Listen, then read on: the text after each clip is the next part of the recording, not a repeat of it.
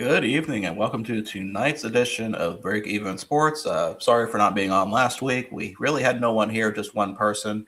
Could you imagine doing a show with just one person? I mean, that'd be kind of hard and insane. Kind of awkward. Yeah, kind of awkward. No one really want to watch that.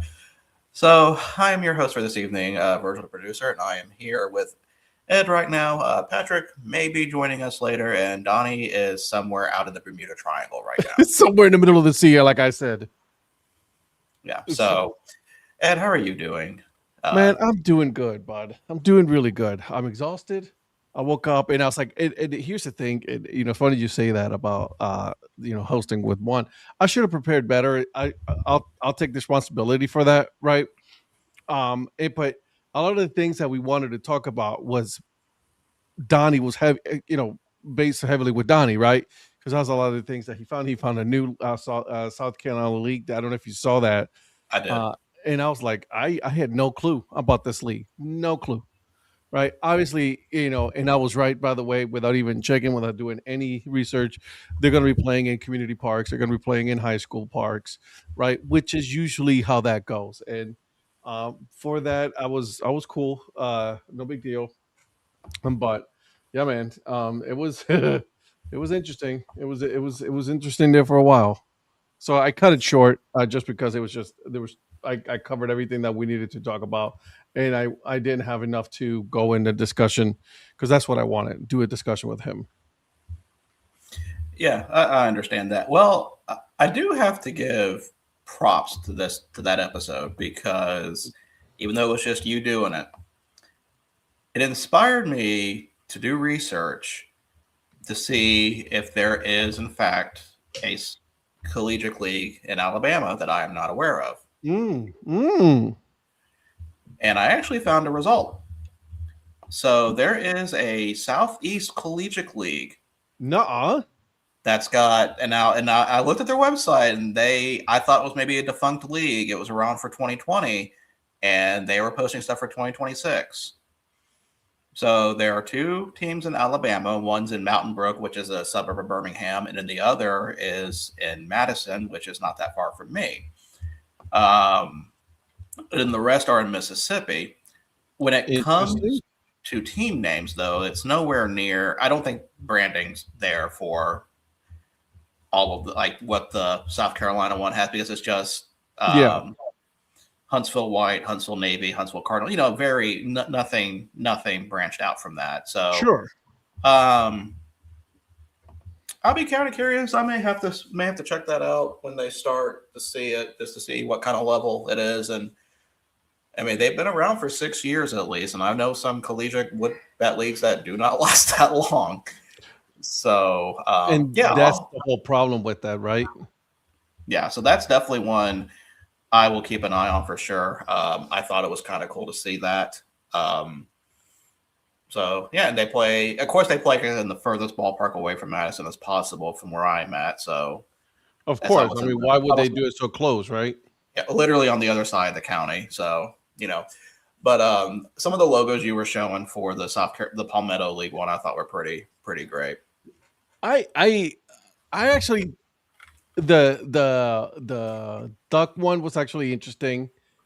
The shifters. See, the shifters, it reminds me more of a joystick than it did a shifting thing when I first saw it. Now, when I Mhm. actually, but regardless, that's a good logo for that kind of Yeah, level. absolutely. But there's something else that you do need to do. See, I Okay. feel like we just discovered, gold in a way, and you've got to let the big bosses at Ballpark Mapper know because this league is not mapped. It's not. No.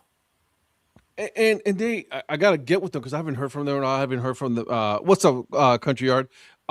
We haven't heard anything. We haven't any kind of any changes. So we definitely had to make sure that we let them know. Hey, you know what I mean? What's up? What's happening? Let's talk. Yeah. Yeah. Oh, by the way, that's a nice hat. By the way, See, I like the color scheme with that Copa logo. I haven't seen that. I'm going to pull that up so people can take a look at you that. should. Yeah, that's a nice little copa. So I hopped on the Crown Minded earlier just to kind of see what. Usually for like any discontinued logos or hats, I'll go there first, and I came across this beauty, which is their Copa with Houston Astros sign patch, which can all be winners. But just the color scheme of it, I think, is I'm a very. fan of that. Yeah, I like that's that. no, yeah. That's very, very nice one there. Yeah, I like I said, when you showed it to me, I was like, I don't hate it. I don't hate Mm-mm. it. It makes the snake, like a lot more mysterious and like a lot more dangerous. And when I saw that, I'm like, ooh, that's yeah. I'm in for that.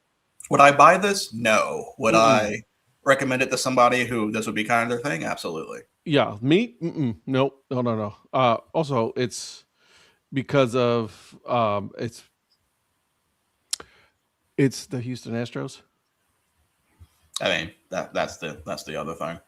I can't. I'm sorry. It's just I can't. I'm gonna go. I'm gonna stay with that. How's that? Hmm, And so, but that's yeah, I fine. like it. I like that one. That was nice. That was pretty good. That was pretty good. It's pretty good. So you're probably wondering, what do we have to talk about today? Not a whole lot, right? Well, we've got the World Cup qualifying, the play-in games that happened to go over that, including a pretty big team missing out again. Then go over the probably have a little autopsy about the Italian national football team about what's going Isn't on that the there. third time in a row? Their third time in a row, and I'm going to wait for Patrick to come on to really kind of talk about a certain aspect of this because I want his opinion. But if you kind of go back and look at the prior years after they won the World Cup in 2006, Hmm. this may not be as surprising as one would think. Really, with the Yeah. Italian team? Yes, because the past two years in 2014, 2018, not 2018, 2010 and 2014, they did not get out of the group. Mm. And to give you an idea, now 2018, I think the group for Italy was probably a little bit harder, but here was the group for 20. Let me pull up the group for 2014 because I Yeah, have I'm 20. intrigued. Okay, so here's the group for 2010. And remember, this is the World Cup after they won, so they're technically defending champions here. Paraguay, Slovakia, Mm. Zealand, Italy. Italy did not win a game in this group. Against Paraguay, Slovakia, or New Zealand? Yes, Italy did not win a game in that group. They finished with two draws and one loss. They drew Paraguay and I believe New Zealand. No, yes, New Zealand. It drew New Zealand. And then they lost to Slovakia 3-2. Interesting. What's going on, Mark? How you doing, baby? Hope everything goes well, my friend. Mark, thank you for glad that you could join us tonight. And You then know, 20. Go ahead. so let me ask you this because I saw reports of this and correct me if I'm wrong, but the manager and somebody else resigned. Yes. Director. Yes, I believe the director of football operations or whatever the Italian equivalent of that Yeah, resigned. gotcha. Okay, that's what I thought. That's what I saw. They both resigned at the same time, which again, not great news. Um, but they did the right thing by resigning because man, what they're doing is just like holy Jesus. But yeah, so really with that, oh, and then we go over to 2014. They're in a group with Costa Rica, Uruguay, Italy, and England. Mm. And that was the year that Costa Rica won the group and surprised a lot of people, which, as much as I've been watching CONCACAF football, I'm not really surprised they did what they did, but still, that's kind of no one really saw that one coming. But Italy, once again, did not make the group in that. And then we look at 2018, 2022, and now 2026. They're not in the World Cup. What Now, up, I will have to Guevara? say, in 2026, it kind of made sense because they were up against two countries in Bosnia and Herzegovina. So, I mean, it's two versus one. That's kind of hard. But that is a dire situation right now for Italy. It's So, and I want to ask you this because obviously, and I've said this many, many, many times, right? My question to you is, I is Italy in the same situation in which, and again, I'm drawing straws here, so bear with me with where we're not seeing as many talented Italian players that we're having issues here in the U.S. So that's actually, I don't know if it's, I think that's a part of it because honestly, I can't tell you any sort of young superstar Italian players currently that Mhm. there were in the past.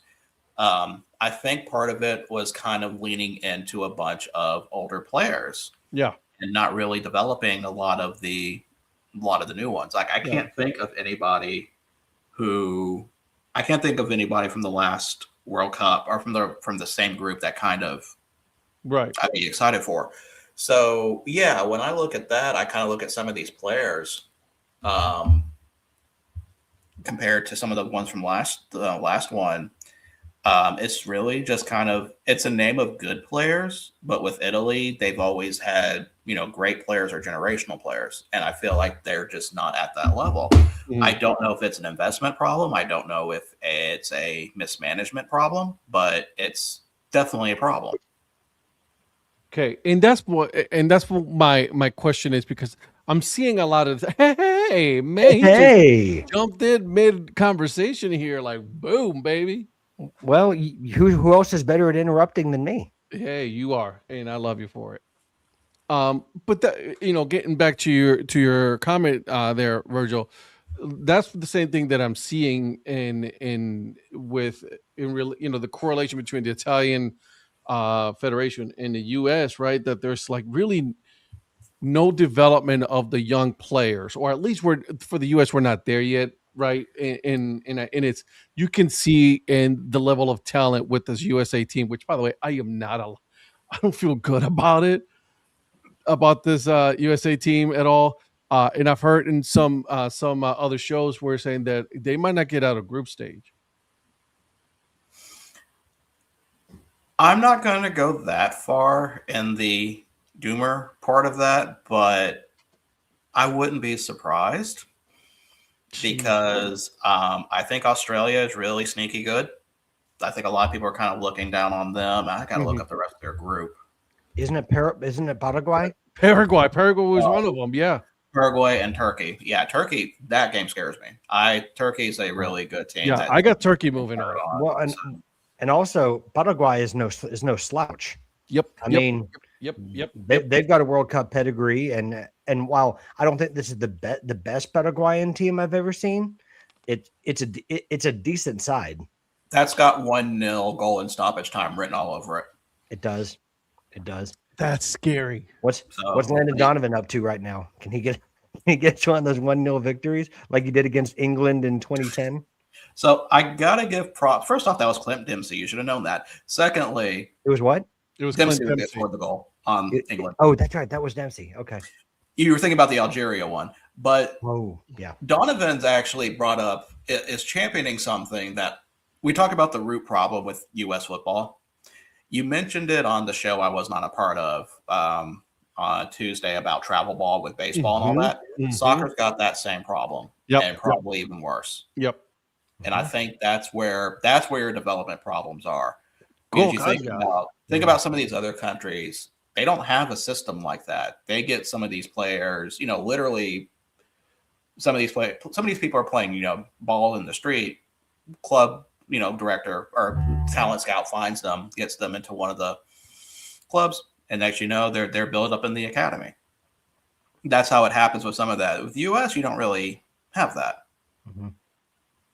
That's And and that's what's my up, Mark? problem with all of that.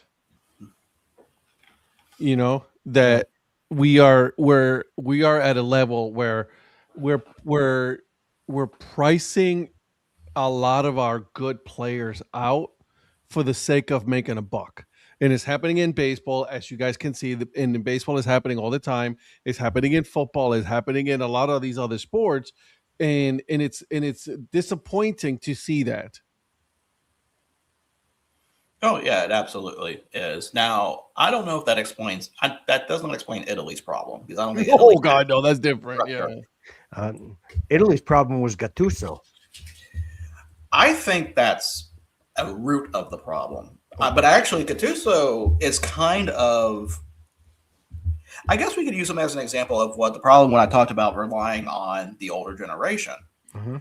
because after their World Cup win in 2006. it's all been downhill from them. Like I was Mark? telling Ed, we went over the World Cup from 2010 and 2014 where they didn't even get out of the group. And like I said, this was a problem that I feel like really has been a huge indicator, a huge red flag for them where, it's blinking right now, hey, fix this. And they never did. Yeah. I mean, and Ed, just for your edification, Gennaro Gattuso was a great footballer when he played. Like, you may remember, I don't know if you remember him from like AC Milan and some of the teams they played for, but and again, and Ed, you may know this, I don't know if you do, or Virgil, you guys can disagree. I have not been impressed with Gennaro Gattuso as a manager. I feel like I don't know that he's been a success really anywhere he's been. He's tried France. He was at Marseille for a little bit. That was ill-fated. He was at was it Juventus? No, sorry, AC Milan. He was at AC Milan. And I think there's probably, structural problems with the Italian Federation, obviously with the president going and everything else. So there's more problems than just Gattuso. It's not just him, because this is obviously the third World Cup running where they haven't made it. So Correct. it's not just a Gattuso problem, obviously, but I mean, it was set up. They couldn't have asked for with all due respect for Bosnia Herzegovina, an Italian side shouldn't be losing to them. No. Even though Bosnia Herzegovina is not a bad side, but they're one of those teams, if you don't show up on the day, they will beat you. But based on pool of talent available, I mean, that's still the Italians still have some good players, and they just don't know how to put it together in these. And then they kind of took for granted, we're Italy, and it doesn't make a lot of sense to me. So, by the way, Mark, I wouldn't be going into Marks and Spencer right now with the way prices are. That's just man, everything's expensive. Man. Anyways, I'm sorry, Ed, go ahead. I've been paid over $4 for my car. Anyways, listen, my question is, and I'm looking at this not from the players and everything point of view, right? What I'm looking at it is from the popularity of the sport, from we always talk about in baseball, right? Like, sometimes you need those years where you have the Dodgers versus the Yankees, right, in the World Series to, promote the sport, right? Because those are two of the most popular sports, right? So Italy, the Italian Federation, you need that ball club in the World Cup, you know what I mean, to grow the sport, right? Because you got a whole country now that has missed the World Cup for how many years now? That's 8, 10, 12 years? 12 years. 12 years. The last 12 years, an Italian federation has not been able to play in the World Cup. And it's been a generation, really, since Italy's played meaningful World Cup football. I mean, that's not good. Well, let's look at 1994, right? What was the final? Italy against Brazil. So we're a generation, almost 2 generations removed from the likes of Roberto Baggio and Dino Baggio and players like that. And now we've got, I mean, name exactly. No, you said it perfectly right there. I can name some of them, but it's they don't exactly strike fear into you. That, with all due respect, there are some of these Italian players that couldn't make it outside of the top 6 English clubs. There's certain players that, they can make it in Italy, but they can't make it outside of there. And then there's players that will score a lot of goals, but they won't score goals in big games. So it's a problem. It's a massive problem. Mm-hmm. Like you said, Ed, you said it perfectly. You can't not have teams like that in the World Cup. Like you said, the Dodgers and the Yankees, you're right. You're absolutely right. You need teams like Italy in there for name recognition. And also the very reason that you need those supporters in those countries engaged in 100%. What are you going to do when Rome, Italy is not interested in the World Cup? I mean, or Milan. Those are, I don't care how good or how poor their teams are right now. Those are footballing cities. I mean, those are institutions in terms of supporters. I mean, They're as you know, and not in Napoli, you know, it's those are like there are diehard supporters of those clubs there, and not only of their local clubs, but of the Italian national team. I mean, that's life to a lot of those people. If it's not their clubs, it's their national team. Right. It's That's and if it. you have them disengaged, you threaten losing a generation of supporters. And if you lose that generation, well, who's to say that they Brother. pass it on to the next generation? I mean, we could be looking at a time where they miss another World Cup, and all those soccer pitches are going to be changing to baseball diamonds. At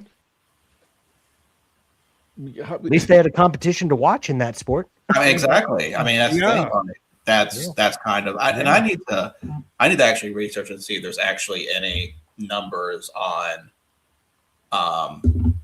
numbers in Italy alone, if how much I actually watched it. But I mean, that you give them a sport that they are successful in, they will watch. I mean, soccer, I'm not going to say that they're not going to watch soccer if it's bad, but I mean, like, that's the whole identity in Italy.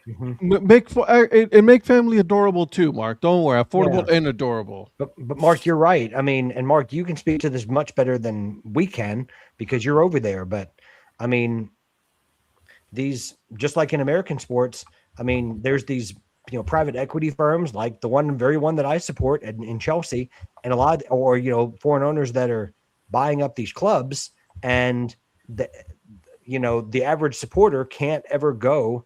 Can't ever go to the games. It's like, well, now they're like business seats, right? Or like tourists that come in. And listen, I am a tourist. I want to be able to go to the game, and that's not to say everyone that goes in is not. But I've seen with my own eyes people who go into these games and they're on their phone the whole time, and that's not, they're not even taking in the experience. Because that's why we say you can just admit it was Eric Prophet. Yeah. He doesn't matter. You said it, not me. I'll say it. You can put my name on that. Yeah. But that's the thing, though. Like, when you got big ball clubs like that, it's become more of a corporate event than anything else. Yeah. Not for the fans. When the Yankees went to the World Series, when the Dodgers went to the World Series, right? The vast majority of those events, the Super Bowl has become a corporate. It's become so corporatized that like the regular fans are so priced out. What's up, Mike? What's up, the Mike? National nap time. Hey, calm down, bro. Hey, listen, it's becoming popular here in the U.S. Like, I mean, if I go here, Holly Springs, I've been telling you, every Saturday is packed. Yeah. Every Saturday. Packed to the gills. Yeah. And I'm glad you said that. Like, Virgil, I thought you made you and Ed were making good points before I got on, or right when I got on, about being priced out. Like, there's a problem with our youth infrastructure here in this country with youth sports. And I mean, it's always been a problem in soccer, but we were just a lot further ahead in in basketball and some of these other sports, but now that people are being priced out of access in basically all of our major sports, the gap in those is closing, right? Because we used to take it for granted that, I know we're not going to talk about it, but like basketball, there used to be a huge chasm between like like the dream teams of the 90s and all the other ones. Now we're lucky to make it to the finals or the semifinals without getting blown out. It's not baseball, good. Baseball, Japan's been caught up for years now. Not to mention Puerto Rico. I mean, even though like I mean this in terms of national team versus national team, Ed, but like Puerto Rico is always good. Yeah, Puerto Rico is always good, or like Dominican Republic is always good. And other countries are catching up. And listen, and we're not saying that they're not going to sell out. People are still going to go and buy and still going to spend the money. It will happen no matter what. But what we're saying is that you could make it a lot more affordable for people, right? with everything going up, like you got Yeah. the ticket prices. By the time you got ticket, you got parking already and ticket prices, right? You go in and you're in, if you have kids like my kid, she's gonna want to eat something, and then I'm Sure. gonna have to finish that, when she doesn't finish it, right? So you had drinks and then souvenirs and things like that. By the time you leave and you go to a minor league game, and I'm just talking about a minor league game, you're spending, what, a few $100s already. Absolutely. And MC makes a good point here. I mean, I'm not saying it's not sold out. They can charge that because there is someone that's going to pay it. Stamford Bridge is basically sold out every game. Now the average fan can't get in, but there are people that are going to pay those prices to get in. And I believe Old Trafford, probably Anfield, Tottenham Hotspur Stadium, they're probably still sold out because they sell to like corporate groups or like everything else. So I'm not saying that people aren't in the seats. It's just that your average family of 3, 4, or 5 can't go to a game, much less a father or mother and their son or daughter. Agreed. Yeah, 150 quid to go watch United. And MC, until recently, with what they were putting on the pitch, it was it was deplorable what they were costing. And I don't know, I don't speak for you, obviously, right? But that's obscene to pay 150 quid to go watch Manchester United or any football club. Man, listen, that's a lot of effing money. It is. Whether it's pounds or dollars or pesos, it doesn't matter. It's still expensive as shit. Expensive is expensive, right? Hell yeah. Anyways, Mr. Virgil. But yeah, that's the. We're going back to that. Yeah, I will be curious what the landscape of Italy is going to look like next 4 years, and probably the next 8 years, because I think it is not going to take 4 years to fix that. No. I mean, even like I said, they expanded, and I said this in the group text the moment they lost. They expanded the field to 48 teams, and they still could not get in. Yeah, that's how embarrassing is that? Yeah, and I didn't even think about that, Virgil, about them expanding the field. Mm-hmm. Wow, you made a great point. Like, that's bad. Wow. Let me ask you this: to bring it back to our side here. If they would, obviously host country, but if we weren't the host country, would the U.S. have qualified? I think so. The reason why I don't, it's good. It'd be a lot harder because I mean, like, look at some of the CONCACAF teams already in. Haiti's had a resurgence. They have pretty good. Curacao is still, I think Curacao is going to be a hard out.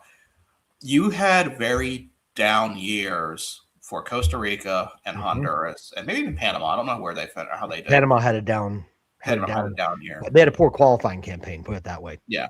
But usually with the slots that they would have gotten for CONCACAF, they probably would have still made it just on inertia alone.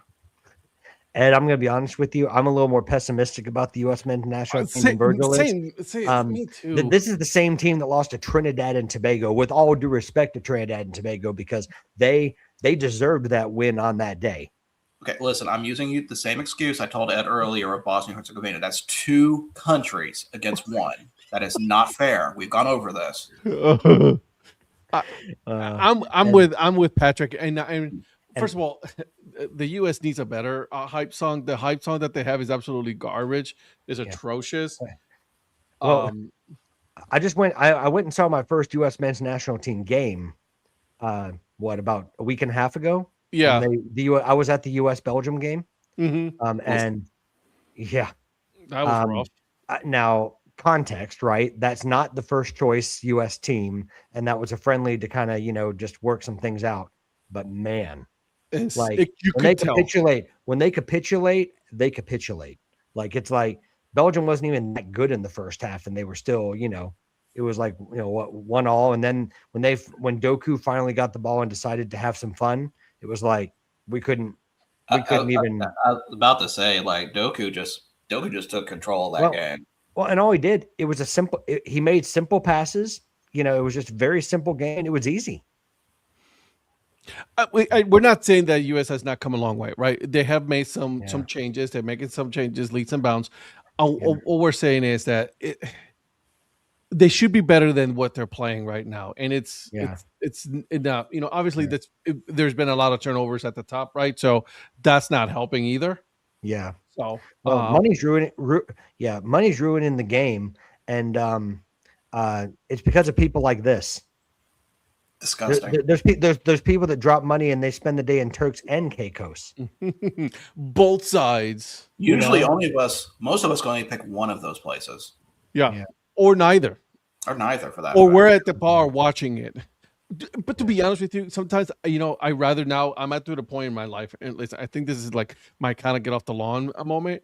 But like, I'd rather go to a bar and hang out with my friends and watch the game than actually go to an actual match or the game, because I'm having a lot more fun hanging out, talking, shooting the shit, and then not spending $1 gazillion to go watch it and sit there and be pissed off at the world.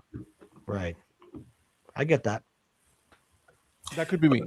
To go back to your pessimism with U.S. men's national team, which is fair and warranted, I would think out of the 3 hosts, they're not even having the worst downfall, in my opinion. Mexico. I think Mexico's a lot worse Mexico. than what that gets credit for. So in Canada, I don't know if I would say Canada's better than what they were. I think they've got more. They definitely got probably some better players. They're improving. They're improving, but I don't think they're what. I think Jesse Marsh has done a pretty good job. Yeah. But no, really, out of the 3 teams, and of course you can say this, yes, we are U.S. fans. Yes, we do not like Mexico, but watching Mexico. Speak for yourself there, Sunshine. LC? I don't hate Mexico. You don't like okay, I'm sorry. Out of the 2 of us that do not like Mexico, do the obligation of following the U.S. men's national team. But I had to follow the U.S.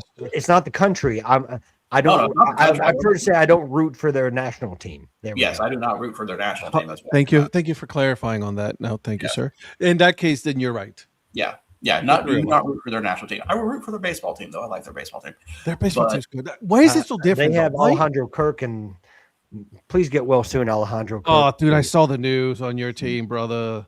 How long is he out for? I don't even know.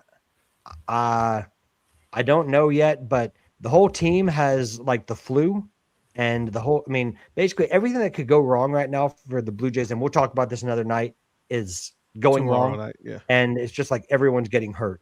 And you know what? But you know what? It's baseball. So we had to roll with it, and there's no excuse, you just have to roll next man up and just hope for the best. But it's been tough to watch so far in the season. But I appreciate just it, really, yeah.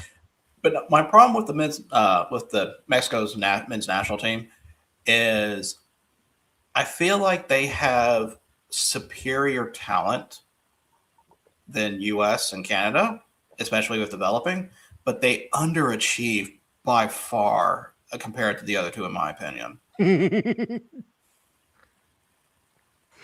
Mark, you're funny, Mark. I'm sorry, Mark. But I'm not putting it up, but that's funny. That's funny. You're right. There's a lot of talent for Mexico. A lot of talent, and do we say that is that coaching fault, or is that a bit of both, where like players are just not, Well, was one problem, and I'm asking this genuinely for you both. Was Tata Martino part of the problem, or was it more? Was it bigger than him? I think it was bigger than him. Oh yeah. Okay. I'm asking. I'm a little bit biased because obviously he's Atlanta United's coach, but I'm like, was he the problem, or is it more? I think it's an institutional thing with them as well, but also I think that they're just, again, it's that complacency setting in. It's like, oh, we're this team, and we just by default we're going to get in, and it's like, no. Because there was a year that they almost missed the World Cup. Wasn't that the last World Cup? Maybe it was because I remember the U.S. They could not control the destiny in that game. They had to win it. The U.S. had to beat, I think it was Honduras or somebody, in order for them to get in. Yeah, and I remember the U.S. beat that team, and I remember the Mexico commentators saying, "You're only here because the U.S. did their job. You do not deserve to be in this World Cup." 100%.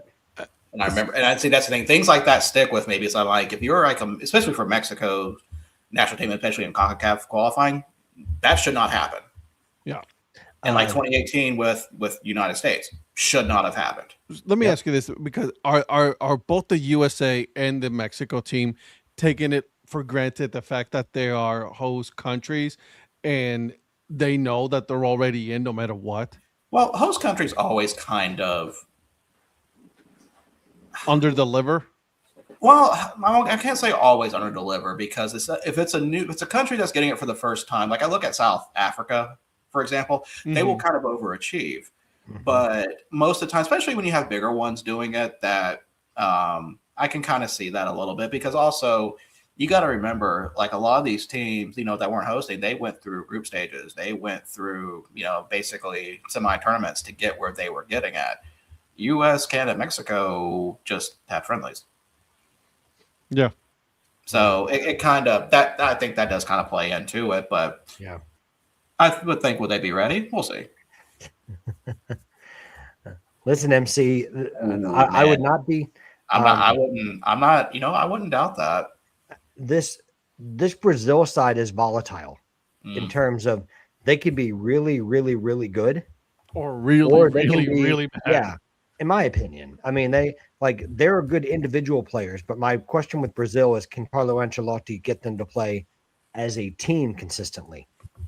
Because, I mean, it's nothing new when I say this, but it's great to have individual players because they can have individual brilliance at certain moments. But can they win as a team? Because MC, you make a good point. Like they've had some bad results along the way. I mean, it's like, let's not sugarcoat it. There's a reason Carlo Ancelotti came in when he did. Yeah. Carlo Ancelotti came in at the time he did because things weren't working in the Brazilian national team. So they have to hope Ancelotti can do his job. But see, with Brazil, I'm looking at the groups. The Mexico group has South Africa, South Korea, and Czechia. That's a winnable group. That's a winnable group, but I think if Denmark got in besides Czech Republic or Czechia, I can never say Czechia. If they got in if Denmark got in before, then I would say that would make that harder. The fact that Denmark lost, I feel like that's being overshadowed too. Denmark not in this World Cup either. That one kind of surprised me more than Italy. But Brazil's group, Haiti, Scotland, Morocco, I don't think they finished top of that group. I think Morocco does. I think Morocco does. Because Morocco has Hakimi. They've got I mean that Moroccan team has some good players in it, but like Ashraf Hakimi is the first one that comes to mind. But I mean, there's good players throughout that side, and guys playing in top leagues. That's not, you couldn't always say that about Morocco, right? I mean, I think the first one was like, what was his name? Not Hakimi. Ziyech, sorry. Was Ziyech Morocco or was he Algeria? He was Morocco, wasn't he? I think you're making me think about, I thought he was Moroccan, but now I'm thinking Algeria because you said that. That's messing me up. I think it's Algeria. I should know this considering he played for Chelsea, so shame on me. But I am right in saying that Hakimi plays for Morocco, right? Yeah, that one. Yeah, Hakimi does play for Morocco, so you can say that. Okay. Well, either way, Morocco, they did really well at the last World Cup, and that's a team I think that's going to cause problems. And like, I agree with you. I think they could finish top of that group. I think Brazil goes through. Yeah, you're right. They did rinse everybody in the AFCON. You're absolutely right. Well, almost everybody in the AFCON. Well, I mean, sure, we got protests in the 90th minute, to come out and let's do that again. But yeah, listen, Steve, I'm just saying. MC, I wasn't, you have me thinking again. I wasn't dismissing Scotland or anything, but like Steve Clark's done a good job with making them tough to beat. Like Scotland's not great going forward, They rarely are, but they're tough to play against. So that's a good point. And they could frustrate Brazil. Yeah, I think so too. Because I can see. I can see Scotland definitely stealing one from Brazil if Brazil's playing. Yeah. Because I mean, especially if they lose to Morocco, I don't know what kind of mood Brazil will be in, if they're going to be in, okay, we have to win this, or if everything's just going to shut down from there. Scotland's going to be definitely a tough out. Yep. And Haiti, MC's right. They are a unit. Yeah. Haiti, I wish I could say something a little bit better on. I think Haiti is just kind of while I'm glad that they're in there, they deserve to be in there. They were able to beat some teams in CONCACAF they haven't beat before to get there. That's just going to be a tall task for them to probably even get a point out of, in my opinion. MC, I'm happy for Scott McTominay that he's found a new lease on life. Obviously, what he's done for Napoli in the last couple of years has been very impressive, particularly last season. This season, I know, hasn't been what last season was, but still, he's playing well for his country, no doubt about that. So, of course, over the last time before the last show, we had 6 new teams that entered, or not 6 new teams, but 6 teams that have now in the World Cup proper due to qualifications. And there's 4 Europe teams. We have Bosnia and Herzegovina, Czechia, Turkey, and Sweden. Sweden pisses me off so much. Can we give a shout out to my guy Graham Potter though? You're not giving a shout out. No, I'm sorry. I refuse. And I know it's from Nations League, and that's how they got in.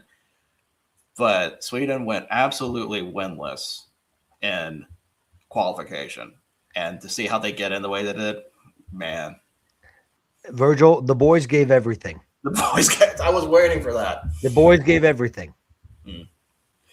And then in the international side, Democratic Republic of Congo beats Jamaica 1-0. The Reggae Boys. Considering that I've been watching Democratic Republic of Congo since the African World Cup qualifying, I'm just so happy they're in, especially having at the expense of Nigeria. And then one that I was yeah, I agree. I was a little surprised by this other result, not because I didn't think both teams were. I don't think it was going to be a bad matchup for them, but I just thought usually competition-wise, it's probably better confederation. Iraq beats Bolivia 2-1. Who? Iraq beats Bolivia. Did they? Where was that game played? That was in Monterrey, Mexico. Okay, because I was going to say, Iraq is probably like so thankful they didn't have to play in Bolivia.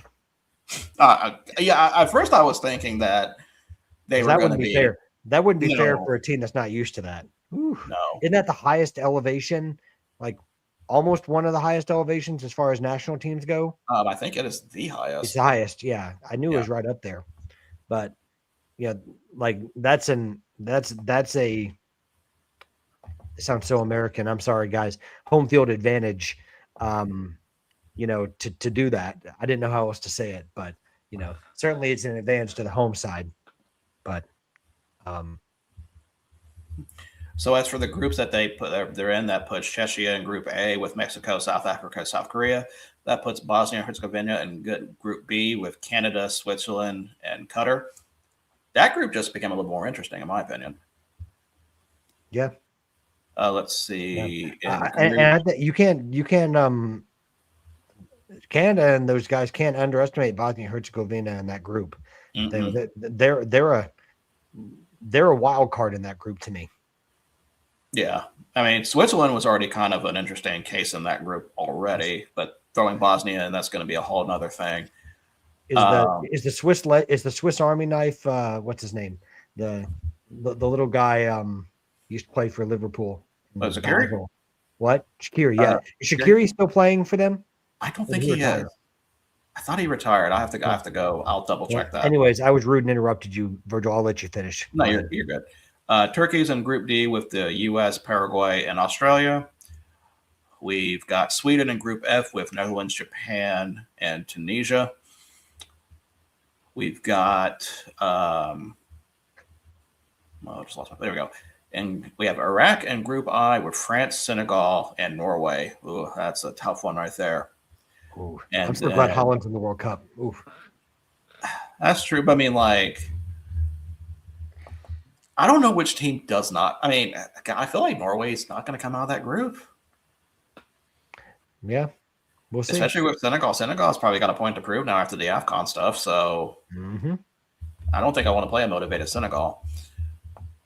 Then the Democratic Republic of Congo is stationed in Group K with Portugal, Uzbekistan, and Colombia.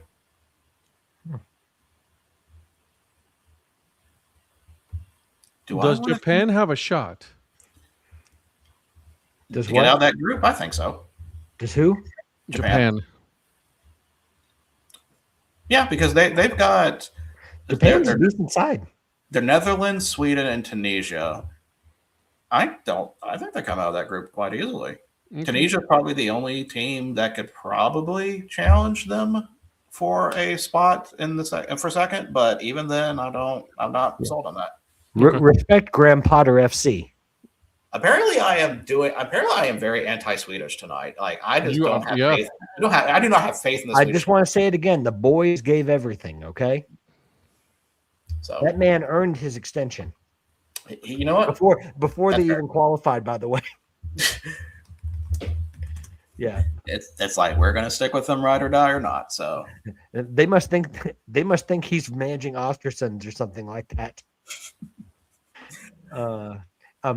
And Graham Potter used to be the Chelsea manager, and he used to be the Brighton manager before that. Gotcha. He was kind of like the star. He was like the star manager before Chelsea ruined that, because we ruined a lot of managers.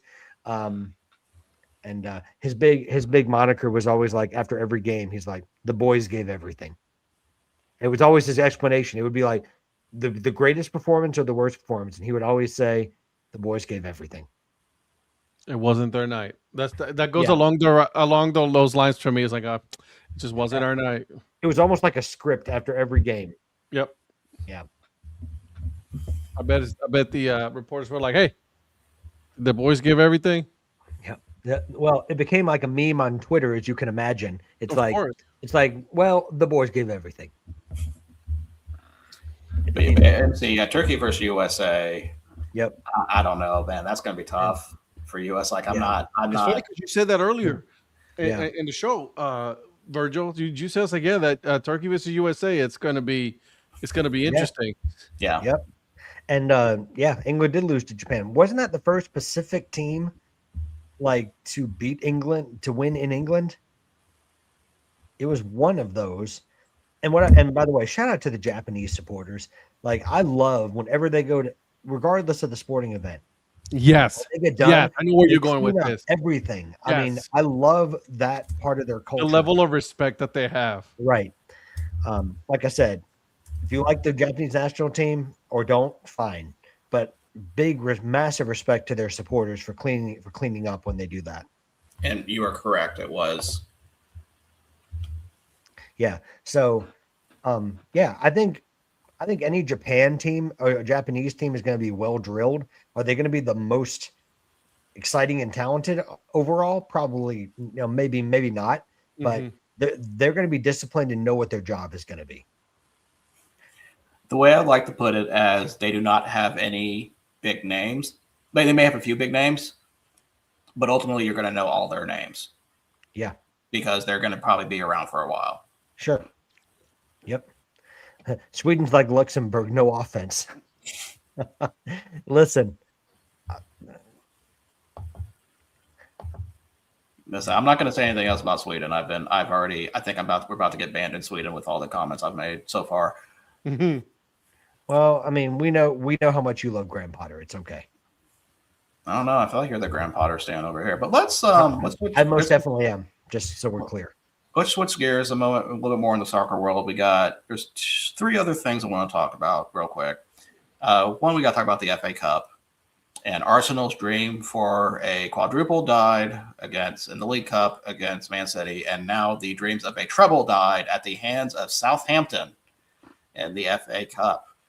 I'm gonna be honest with you guys. I did not watch this game. I was very upset I missed this. Southampton beats Arsenal 2-1. Some of the other results: Man City beats Liverpool 4-0. Chelsea murders Port Vale 7-0. That was very mean, Patrick. And West Ham and Leeds. Leeds advance on penalties after a 2-2 draw. And I'll put it this way: I would not want to be Max Kilman. Yeah, that's. Yeah, Wolves are laughing. Wolves may be getting relegated, but they are laughing all the way to the bank. Oh, absolutely. Let them. Yeah, well, I was gonna say So, Ed, Max Kilman used to be a defender for Wolves, and West Ham paid £40 million for him. And he's just put it this way. Let's just say, Donnie, with so the cup is half empty now. Yep. So, anyways, He's giving you the dad hat, right? The dad joke. Yeah, that's nuts. Southampton beating the Gunners. Yeah. Wolves got nothing on the terrace. Well, yeah, I'm not saying Wolves has a lot going on, but in terms of how that's looking right now, maybe Max Kilman will come good one day, but we'll see. I think this is his second season at West Ham. So, but they got $40 million for him. It's like Wolves know how to get prices for their players. They do. That's what they always. Oh. Are we talking about Mateus Cunha? That would seem kind of fitting. He's been decent. I'll give him that. I hate to say it, but he's been decent since the change in manager. Yeah, and that's it. That's what he was talking about. Yep. So, we do have to talk, since we have not talked about this last week. Tottenham has a new coach after Mr. Tudor got let go. And Patrick, this was the hire you said that you think will actually bring them to safety. I don't know, but certainly I don't think Igor Tudor was going to do it. The one concern I have, it depends on how De Zerbi approaches this. And Ed, you can speak to this better as a supporter, so correct me correct me on this. But if De Zerbi, to me, he's a system type manager. He has a certain way he likes to play. But I think if he just kind of goes in and abandons that thought and just like, I'm going to play with the system with the players that I've got for 7 games, I think they're going to be okay. Well, you don't have a choice.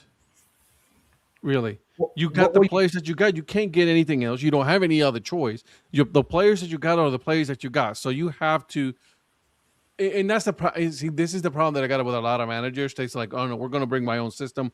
We're going to bring my own players." Dude, adjust your system to the players that you got.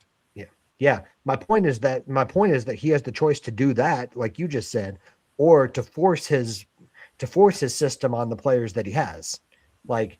A la what Wilfred Nancy did at Celtic. Yeah. Now, if he does what you said, Ed, I do think you're going to be okay. Yeah. I'm nervous. I'm not going to lie. I'm super effing nervous. Yeah. So I felt bad for Igor Tudor too. MC. He was thrown into an impossible situation, but because when you're an interim manager like that, all the players are just saying you're not going to be here anyway. So why would I need to do that? But he was getting paid. He was getting paid. Yeah.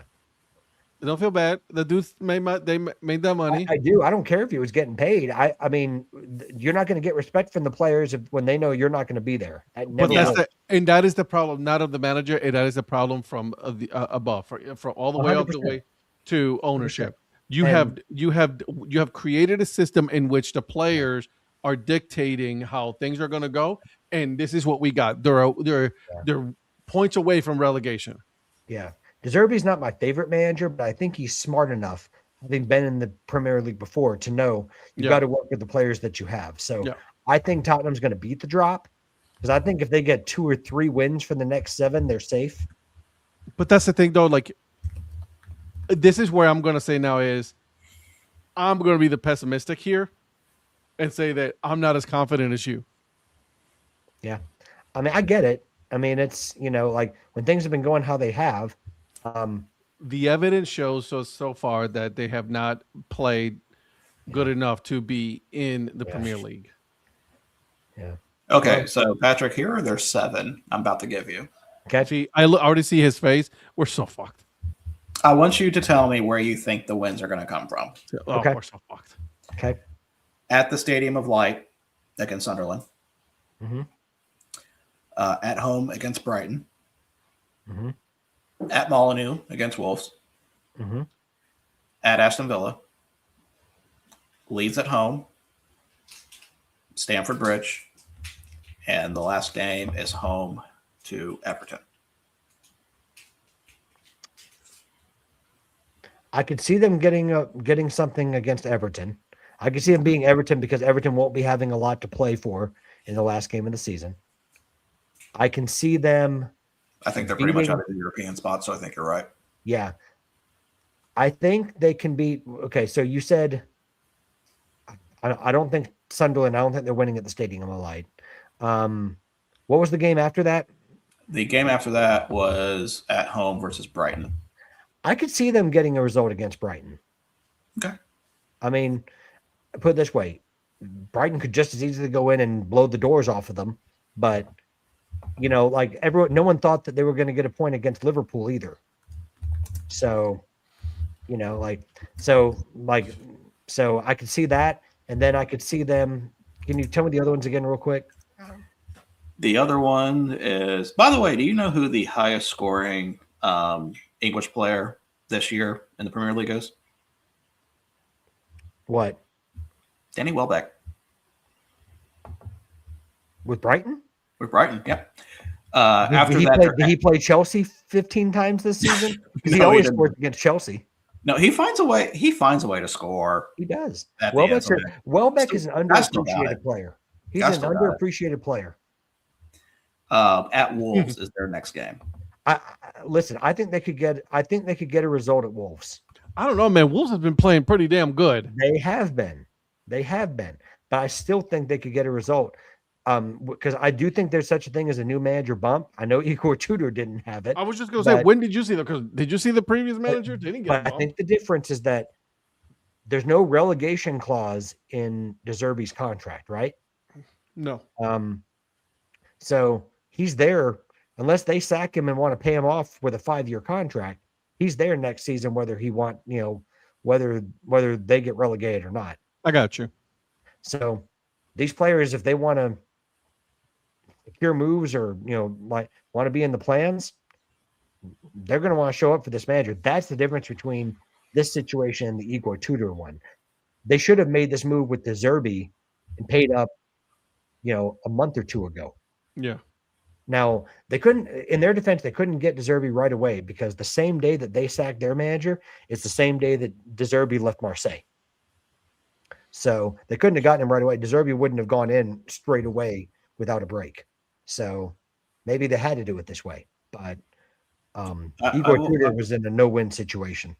I will say this: if Wolves play West Ham next, if Wolves beats West Ham and gets a point from Leeds the next game, I think Wolves wins that game because all of a sudden they're only 8 points back from safety.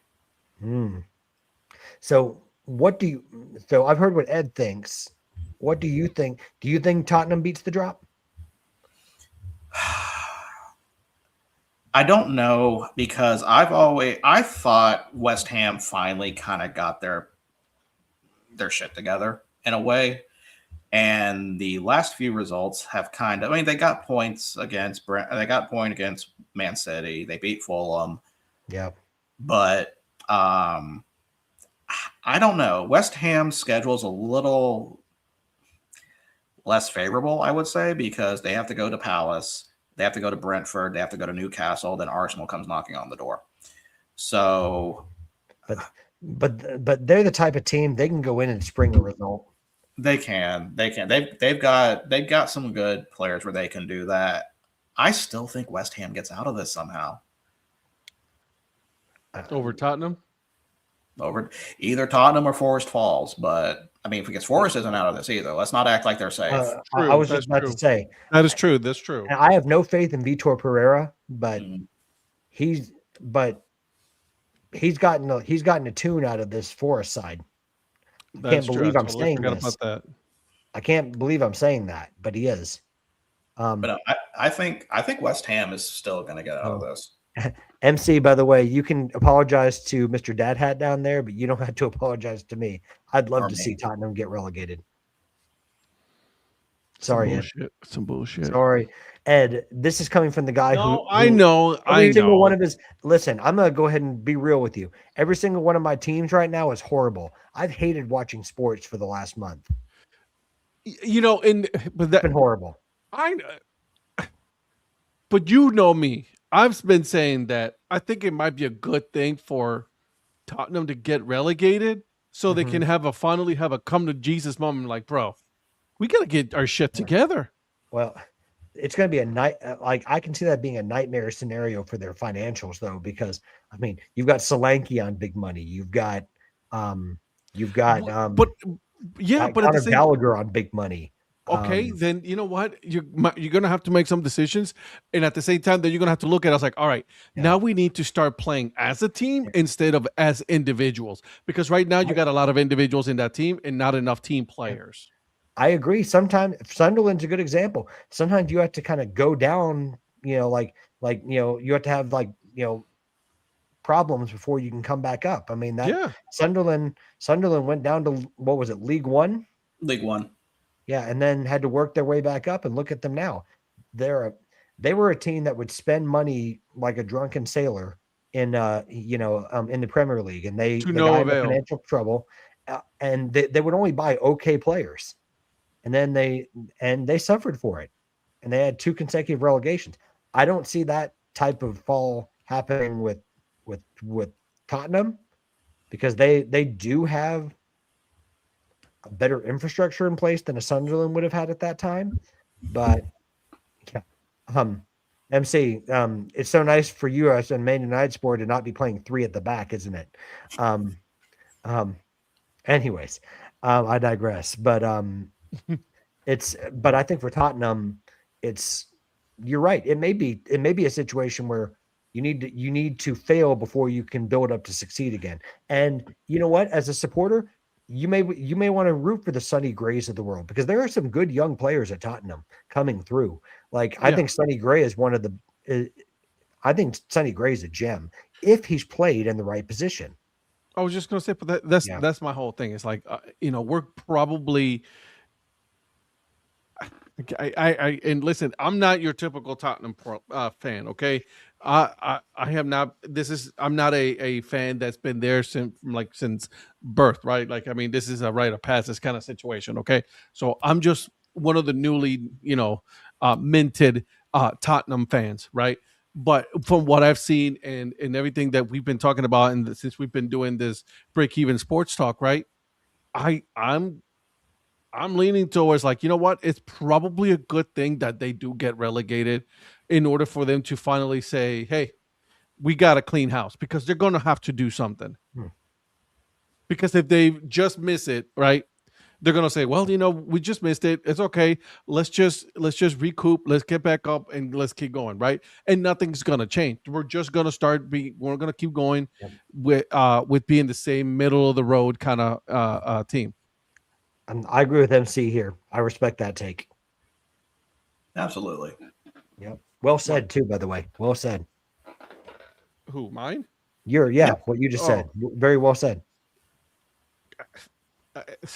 I'm just saying, I'm just trying to be realistic. I'm not trying to, Yeah, you're keeping it real, and I respect that. It sucks. To see a team that you root for, I'm a Guardians fan, have not won a championship there, right? I'm rooting for the Browns, have not won a championship there, and then Tottenham can't see anything, although we did win, a cup last year, but whatever. And honestly, with Tottenham, I feel like we always joke about how they haven't won trophies, but I feel like that, like they've needed something for a while, because obviously before even I feel like the Europa League win was just putting a Band-Aid over a huge crack, right? That's happened. Correct. And even before that, even going back to like the days of Martin Yole and Juan de Ramos and people like that, like they've been kind of a middling club for a while, and it's just been kind of complacency on not on the supporters, but on the club. Yeah, 100%. Because Tottenham's had prior to all this trophyless stuff. I mean, they've always been a club that Yeah, no, you well can say before how I it is. became well before I got into it. They're a club that people would go to. I mean, they've had good players in their history. Jimmy Greaves being one of the best. He was also a Chelsea legend too. What was the team that we compared them to with the Major League team, Tottenham? I believe we compared it to the Cubs. Right. Yeah. Yeah. MC, they are stingy. You're right. Yeah. By the way, I think you're saying this about you, Ed. Reflecting you as a fan. Well done on you. I appreciate it, man. Thank you. Yeah. Like if you don't know, like the whole dynamic of the show is those two up top. They're the ones that know more about soccer than I'll ever know, and I'm just one of the newest fans of football coming in. So and it's obviously I picked Tottenham. I like Tottenham, and it is what it is at this point. Like I mean, once you're there, you're there. You're stuck with that team. Yeah. So MC, for better or for worse. Yeah. MC, the 2 words, Daniel Levy. Oh man. Yeah. I know he's not there anymore, but for years that was the answer. That was my always my answer. So yeah, Premier League will pick up this weekend. So definitely keeping an eye on some of the games on that one. Friday we already have a relegation 6-pointer going on between West Ham and Wolves. So they'll be keeping an eye on that one. Do you think Wolves have a chance to get out of this? They have really put on a great form recently. They've is it too little, too late though? No, it's never. It's not too little. It's going to take a lot. I don't think unless they win all their games, which they're not going to, because right now they lost to Crystal Palace. Was their last loss on February 22nd. And after that, they beat Aston Villa. They beat Liverpool. So they already beat 2 teams on the top of the table. And then they tied Brentford 2-2. If I remember correctly, they almost won that one after coming back down from 2-0. Yeah. Here's their next games. They're at West Ham. They're at Leeds. Then they play Tottenham, Sunderland at home, at Brighton, Fulham at home, at Burnley. Burnley is the last game at Turf Moor. That's not that difficult of a schedule because they're avoiding all the top half teams. That could be interesting. Do I think they'll pull it off? I don't know. I don't think they will, but I remember saying, I think maybe a few episodes ago, I do not see Wolves finishing at the bottom of the table, and I still stand by that. So do we take it that Rob Edwards' message has been resonating finally with that team? Something's resonated with them for sure. Yeah. Cheese and biscuits.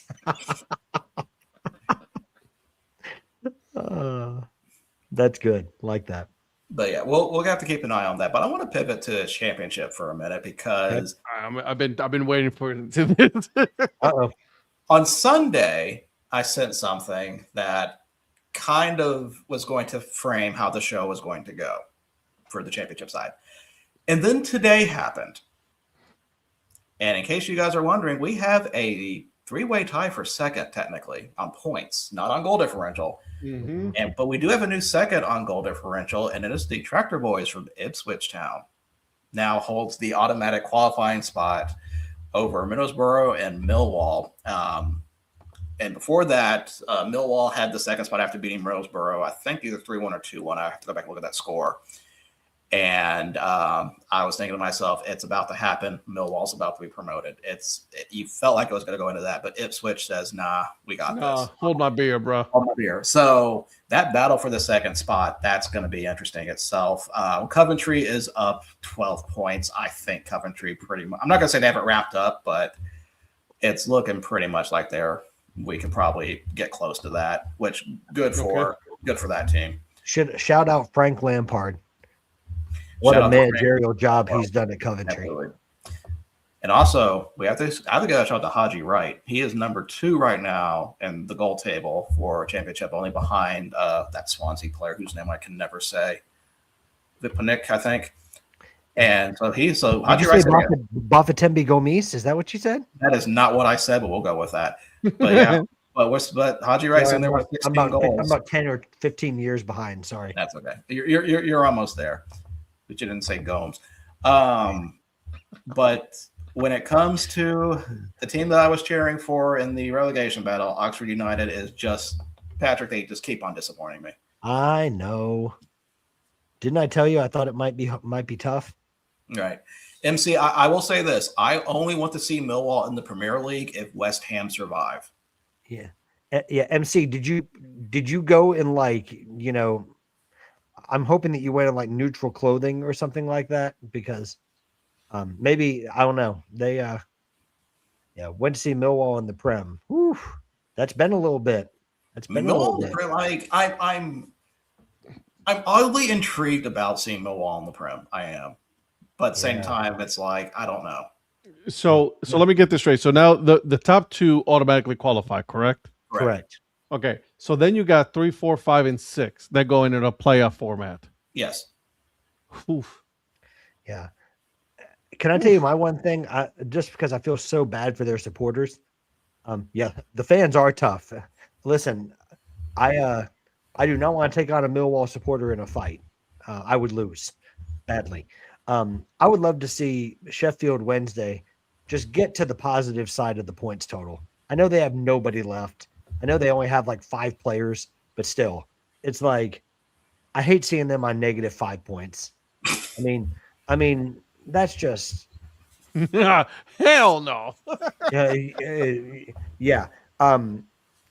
MC, let me just put it to you this way. One day I was stupid and I wore I wasn't even going to a game, but I was walking through probably an area of London where I shouldn't have been walking, and I had on a kit that was not Millwall.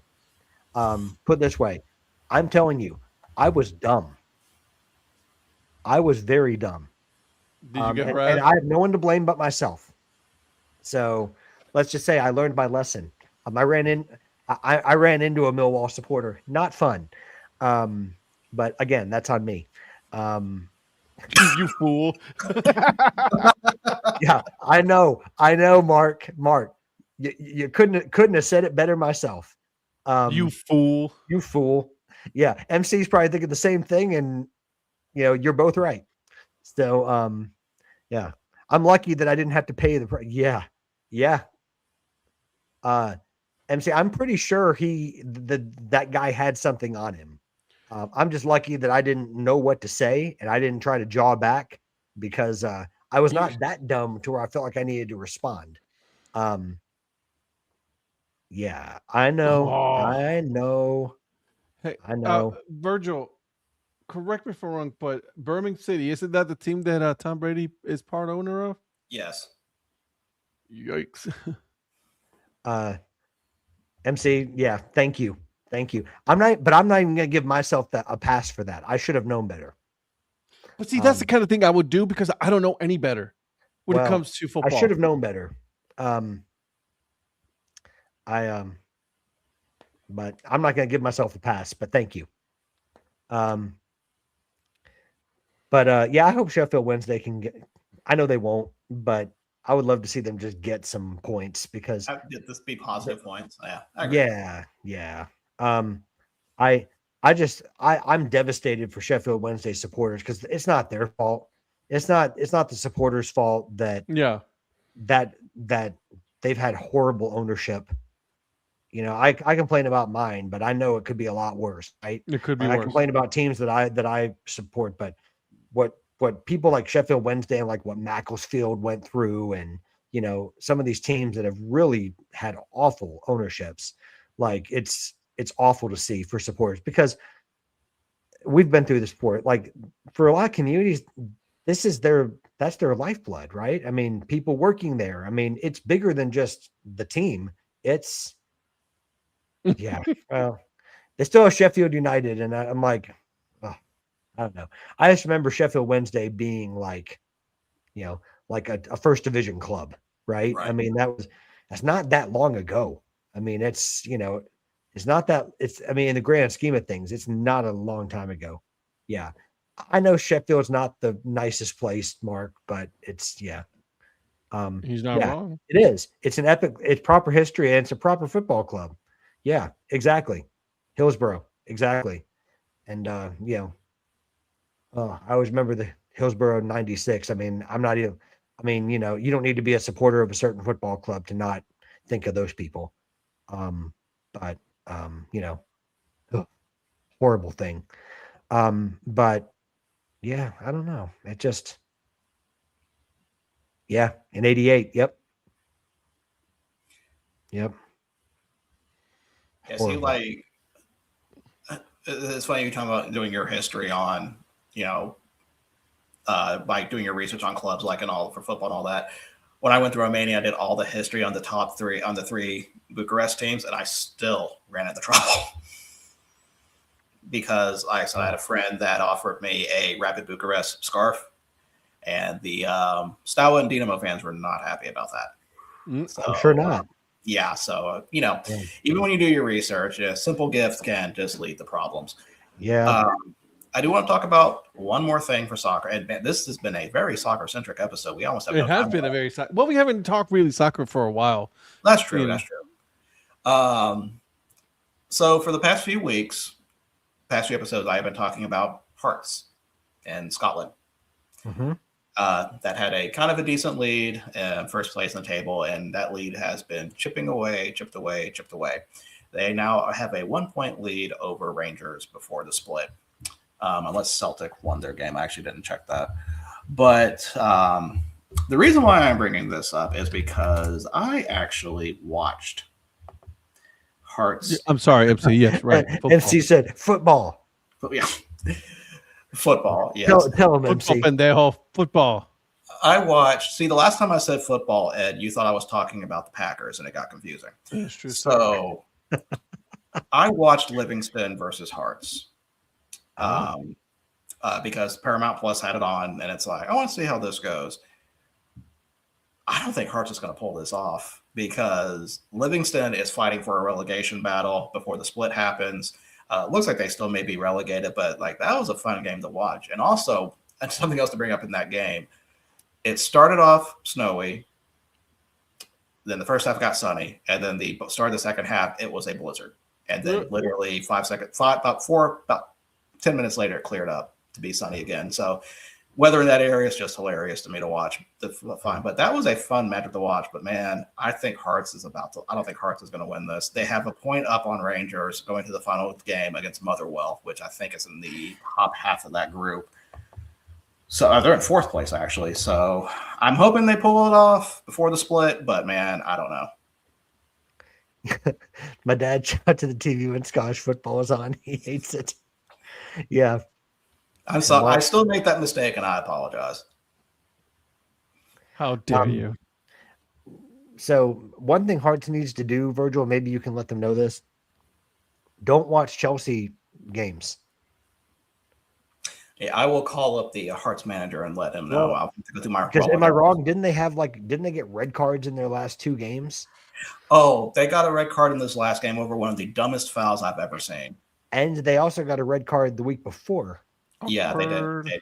They did. So no, they stop watching Chelsea matches. I guess I'm trying to remember who the player was because I saw that and I remember saying out loud that was a fucking dumb play. Oh damn! Because well, I mean, like it's in the 7th minute of. Tell me how you really feel. Oh, it's in the 7th minute of stoppage time, and it stopped a goal scoring. This is a family show. I'm sorry. No, it's not. It starts a goal scoring opportunity, like, and completely takes them down, like one of those flagrant fouls that you see in basketball after they finally get a breakaway and tackle the dude. It was pretty much that, and I'm like, what are you thinking? You're going to miss out the next game now because of that. Yeah. You know what? I'm gonna be, I'm gonna try to be positive since I was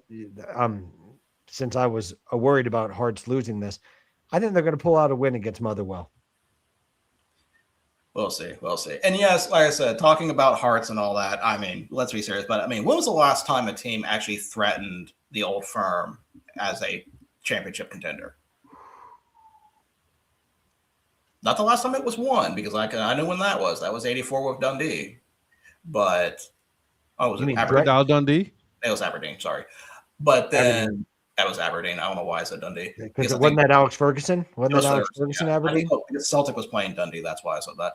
But the fact that there's a possibility this could happen this late in the season, I think is pretty huge. It is. Well, it'd be good for Scottish football if Hearts won it. We've talked about that before. I think, Virgil, I think it was you that said that. It would be healthy for Scottish football if Hearts won it. A little parity wouldn't hurt. Yeah. MC, I am a Chelsea supporter, and I'm glad that I am, but at the same time, I am not happy with the current state of affairs at my club. Who does he support? Try being a Tottenham. What's that? He's United. MC supports Manchester United. Oh, you say United? Okay, I thought you said going United. I missed that part. Yeah. Sorry. Yeah. And MC, correct me It if took me a I'm minute wrong for on I that. was like UTD. I'm like, oh yeah. It took me a minute, Yeah. but I got there by myself. Very good. Proud of you. Well, you Thank probably thought appreciate that meant up. You probably thought that meant up the Dundee, like he was Yeah, a well, Dundee United crocodile supporter or something. Dundee. So that is it for the soccer talk, which took up the entire episode, which is about to expect, but There's nothing wrong with that. no. So you should take out the L and the A, and is it cheese? Just do two quick shout outs real quick. Do it. Shout out for Gannon for winning Division II men's basketball championship, and shout out to Mary Washington winning Division III on a buzzer beater against Emory. Get it. Emory. I mean, Yeah. I'm not going to say no to that. What can go wrong? Yeah. What can go wrong? Yeah. Nothing at all, right? I definitely like the cheaper tickets part. Sure. Let's go with that part. Listen, I'm trying to be safe here, okay? Cheers. Cheers. All right, Ed. So, do you have anything you would like to address in these 8 minutes left? Really quick, just wanted to give a couple of things, some scores over the weekend. Friday, Defenders beat the Aviators 24-26. Aviators, they're not well coached. I'll say that. Ganley, remember him? Who was in Pittsburgh, that was in Cleveland, OC for a bunch of years. He's their OC in the UFL. Not good. Who's this? Again, is it Ganley? No, it's what's his name? Ted Ginn Jr.? Huh? Ted Ginn Jr. is the head coach. Oh, Man. Oh, Todd Haley. Todd Haley. Oh, wow. Man, this team is. Todd Haley is a Cleveland Browns legend. No, he's not. Stop it. Let's not go that far. Even his picture was bad. You should see him right now. You should see a picture of him right now. Who, Todd Haley? Todd Haley. Is he bigger? Oh yeah. Ooh. I haven't seen, because he used to be pretty in shape, didn't he? No. Okay. Well, we're gonna. You should show it. I'm pulling it up. What's he turned into? Mark Mangino? So Aviators are 0-2. Again, I know it's early in the season for the UFL. So I've seen some of the things that I've liked, the past the 50, no punting. I am a really big fan of that rule. And so yeah, look at him. Oh my word. Is he trying to pull off a Rob Ryan? He is something. I'm so glad you said that. That was my first thought. He is. Oh my word. Yeah, man. By the way, Captain Munnerlyn is their defensive coordinator? Yes, sir. Whoa. Talk about a throwback. Yeah. I didn't know he got promoted to captain. So that team is, Defenders. I love their quarterback for the Defenders, the DC Defenders. Oh, and of course, as soon as I say that his name, I'll look for it here in a second. Level Bubbles, mine might be off. The Louisville Kings are 0-2. They lost to the Orlando Storm, 19-9. The Gamblers and the Stallions. You know who the head coach for the Stallions is, right? He I played want for to say it was Skip Holtz, but it's not. Oh no, it's McCarron. AJ That's right. McCarron. Because he gave up his lieutenant governor rung to do this. Yes, he did. He knew he was going to lose that lieutenant governor. AJ McCarron was running for lieutenant governor. Yep. Yes, for the Republican Party. Oh my word! You didn't have to say that part. I think we all knew that. Oh, my word! Okay, I just want to give full context. I understand. Okay. But yeah, he gave up that up. He became a head coach. He knew that his quarterback days were over. So he is a head coach of the Stallions. The Gamblers. That's an interesting team. They're MC saying Todd Haley looked like Bret the Hitman Hart. There you go. That he does. The sharpshooter, MC. The sharpshooter. And so you think Todd Haley also hates Goldberg? Does you what? You think Todd Haley also hates Goldberg? I think he does. Probably. You can tell. Why? Does he look like Hugh Morris? Oh, that's a pull.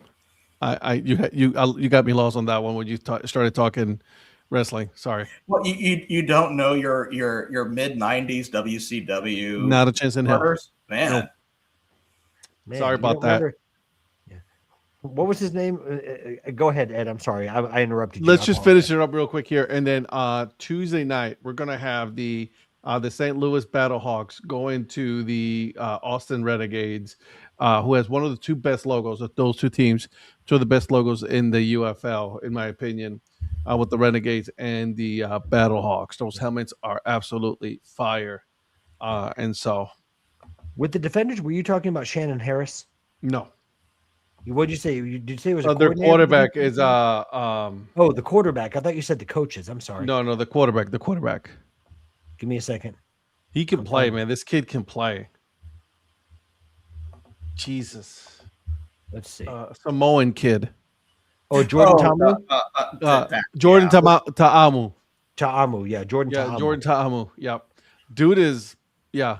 And shout out to Perez, who made his life in the he made his money in the UFL, just released last week, and so he is no longer in the UFL playing. So Perez is out and looking for a job at the moment.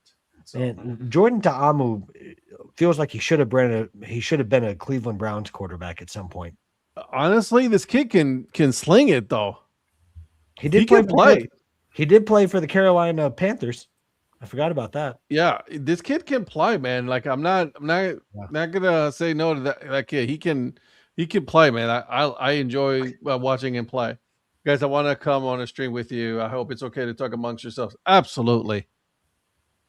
We'll bring you one day. We should have like a come out and bring a fan, show. That'll be fun. I would love that. Yeah.